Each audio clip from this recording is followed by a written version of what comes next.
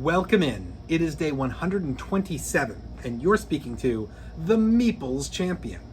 And today, we're going to be jumping back into my smaller games box for a game called 5 Crowns. Again, I don't have the box, that's okay. So, 5 Crowns is a nice, simple game, just a card game. And the concept is that you've got a huge deck of cards. You have got 5 different suits. You got your obvious 4, which is your diamonds, your clubs, your spades, your hearts, but we've also tossed in your stars. Now you've gotten rid of your aces, and what you have is 2, 3, 4, 5, 6, 7, 8, 9, 10, Jack, Queen, King. On top of that, you're going to be getting 5 of each of these. So you're gonna, I should actually say you're getting 10. You're gonna get 2 of each color. So you're essentially got an entire deck times 2 plus an extra suit. And on top of that, you're getting in jesters. So how does this game work? Well, the game is gonna play over, I believe it is 11 rounds or 10 rounds. So your idea is that round 1 is 3 cards. And when you get dealt your cards, you get, just like a game of rummy, you're going to flip over a top card. It's face up for everybody to see. And now starting at player 1, you have the option. You can add a card from the top of the deck or the face up card to your hand. But then you have to discard a card back down. You're trying to make minimum 3 of a kind. You can do 4 of a kind, 5 of a kind, that's all fine. Or 3 in a row, and that can go beyond 3 in a row. However, you have 2 things that count in this game. One is the jesters are wild. The second is every round, the number of cards that you are dealt is the number within the deck that is wild. So in round 1, 3s are wild. So you get dealt out all your cards, you play it out. When somebody goes out, everybody else gets to have a turn. And then you're done with the round. Now, in the 3 card round, you either are out or you're not out. If you're out, you're good. If you're not out, you have to add up the points of everything. So a 2 is worth 2, a 3 is worth 3, a 4 is worth 4. However, if it is a number that is the wild for the round, it is now worth 20. And if it is the jester, it's worth 50. So you add these in, and when you're done with all that, you move to the next round. Now you get to the round of 4. So you can't go out unless you can drop your entire hand. But now that you're in the round of 4, if player 1 goes out and player 2 picks up their card, they can't go out, but they have a 3 of a kind. They can put the 3 of a kind down, and then they are done, and they get the minus for the other card they had. You cannot place any of your cards on other people's cards. It has to be all self-contained. So you do this, you move on to the next person, you finish it again. You keep doing this. You're going to have, your round for the 5s being wild, 6 cards, 7 cards, 8 cards, 9 cards, 10 cards, 11 cards, jacks are wild, 12 cards, queens are wild, 13 cards, kings are wild, game over. At the end of the game, you add up all the points you made, and whoever has the fewest points wins. It is a really fun game that doesn't take much time and was a huge hit for my family. When I lived with my family still, this was one that we literally were playing it, 3, 4, 5 times on a weekend in a row. We'd be randomly pulling it on weeknights to play. We were probably getting in a week close to 12, 13 plays of this game. And when I first left the house, when I would come back on weekends, we'd all play together. And we played this for quite a lot of years. It kind of died out in the last, 4 or 5 years just because I got beyond it, so it's not a game I bring with me very often. But it's one I definitely want to start bringing back to the table because I know it's one they all like and enjoy to play. And I just sometimes forget, having become a bigger gamer, how important it is to have a game like this so that you can bring it to your family, so that your family who's not the same level gamer as you can include themselves in your gaming. Well, why don't we jump into our 7 categories and we try to judge this correctly. And of course, I'm going to be judging it on its actual box, not this that it is currently in.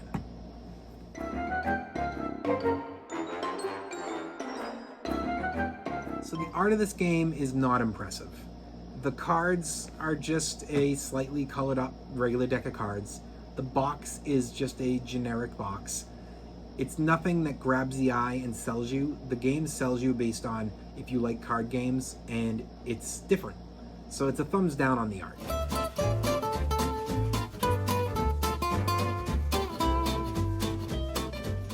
The components. Now, I have had to replace this game already once because my cards basically wore out. That being said, I had that original deck for years. I played with that original deck hundreds of times. I probably got in at minimum of 400 or 500 games before those cards started to really get worn from just repetitive, touching with fingers and dealing. And the question also comes into mind of, I wasn't playing with my gamers, I was playing with my family. Now, I'm not saying any claims or anything like that. It's just simply a question of, was anybody having food or drink and might have had their hands just a little bit dirty, and that could have put something on the cards to help get them a little stickier and make it so that they could wear. That's just something that I think as a gamer I'm always aware of, which is why I don't allow people to have plates of food or big cups of drink down in my area when we're playing. I've made that mistake in the past and I got rid of it. But I'll obviously allow somebody, if they come down with a Powerade or a soda, I don't mind. I just ask people to keep it off the table and just, if somebody spills on themselves, hey, go wash your hands. Make sure that you're not getting it on the game. That being said, I don't think that that's an issue. I think that the deck held up really well for the amount of use it got, so it's a thumbs up on those components.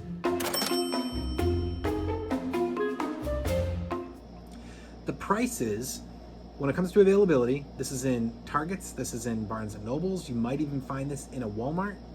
It's definitely going to be in every single small collection, smaller game collections in board game stores, so it's up to the store setup. I find that probably about 3 out of 5 stores has a good setup that this will be a part of it. And its price is cheap. I mean, I'm going to put it at the highest at 20, but this game could be as low as 10. It's somewhere in that range. It probably falls more in the $12 area. It's just been so long since I had to buy a second copy of it.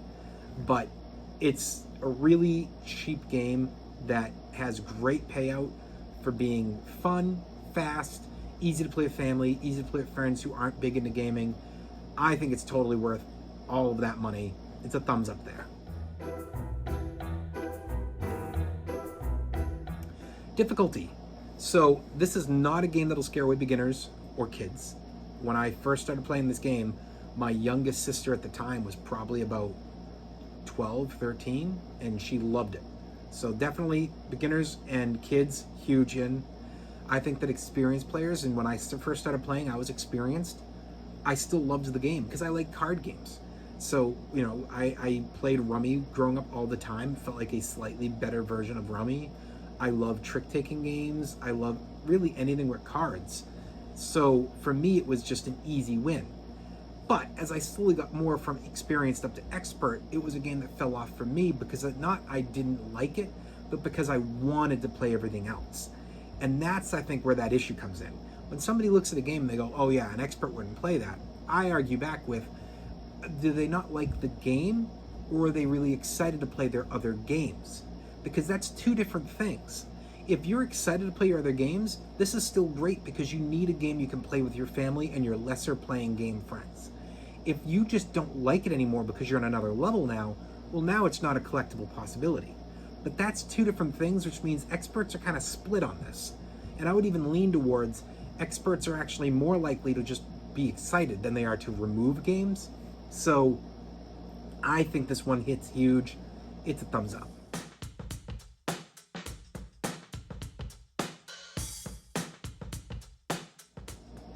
Replayability. This game is built on replayability. I mentioned that when I lived at the house, I played this constantly, repetitive on weekends, few nights a week. I think that if you're living with family or with friends, if you're living in your dorm or something, this is a great game for replayability. I think that if you've moved out, you live on your own, you live with your wife, your husband, your kids, this game could pull back a little, but it's still a game that's going to be giantly replayable for holidays. I'm going to be bringing this game with me in a couple weeks to go for my Thanksgiving with my family. I want to play again with them. I know they love it, and we were just talking about games, and I said, I got to remember not to bring my games, to bring games that they like. So it got put immediately on my list of the 5 games I'm probably bringing to Thanksgiving, which means I'll also be bringing it to Christmas. It's a holiday game where the family gets together. They want to play something that's not going to take 3 hours, that's not going to have to be a complete new learn. They want to play something easy, fast to get to the table. That's this game. So big thumbs up there.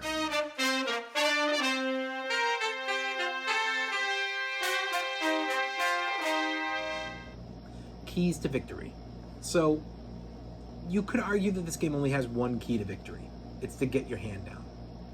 That being said, there's so many different ways to look at that because, one, everybody's doing the same thing and there's not another option. It's not like he's trying to get his hand down and she's over here going, you know what? Instead of put my hand down, I'm going to just take all the 5s. Doesn't do anything. So you've got that. But then on top of that, yes, you have to be kind of aware of, as you're playing through, how you're designing your hand. Are you simply going for every time I hit a set of 3, I'm done?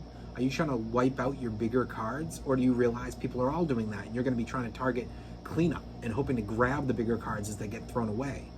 Are you trying to do the run, or are you trying to do the set?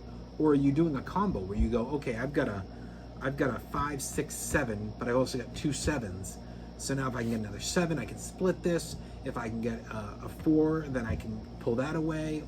You know, there's ways to strategize within this that allow that single route to victory, that single key, to really have option there.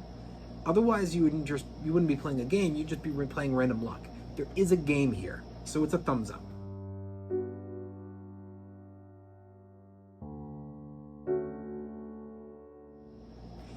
Is this game unique? No, it's not unique. This is just a different scoring, different deck rummy. It's just rummy, gin rummy to be specific. You're playing gin rummy. You are literally collecting cards until you're ready to put it down. You can never draw more than 1 card at a time. You only can take the top card off the face-ups. All of that's identical. You're using the same 52 card deck. You're just using 2 of them. And each of those decks has an extra suit and no aces, and jesters have come in. Like, it's the exact same game. They just did a little twists here and there. And as a result, took a game I loved growing up. I mean, I used to play, Rummy 1 million over the summer with my sisters. I never got to 1 million, but we definitely had some summers where somebody hit, 100,000 in points. And you take a game like that we loved, that we will never play again, because if we're going to play, we're going to play this. It's a better version. So it's not unique. It's got to be a thumbs down. Overall, what do I think? I think that this game is worth the effort to go pick it up and bring it home, because if you've got kids or if you've got family or friends who kind of want to play but they don't want to get into these big games with you, it's an easy play. If you like card games, if you like a smaller game, if you can appreciate that time, I think it's a great ad. But if you're not into that, if you're into the bigger games, if you're just beyond that and you're like, nah, that was when I was like 15 and younger and I'm now somewhere else in my life for gaming, that's okay too. You don't have to pick this game up. It's not for everybody, and that's not something I would expect. You find the right games for you, and you find the right games for your current situation in life. And if you want to add games for people to have options when they're at your place, that's great. But it's not your responsibility to cover everybody who you want to see. It's your responsibility that your game collection is good for you. And so if that's not something you want to do, don't do it. Well, it has been day 127, and we've been speaking about the game 5 Crowns. And you've been talking to the Meeples Champion. Like, share, subscribe, and check down below in the description where I'll be adding in an Amazon link in case you want to pick up this game for your collection. Until next time, I'll talk to you tomorrow.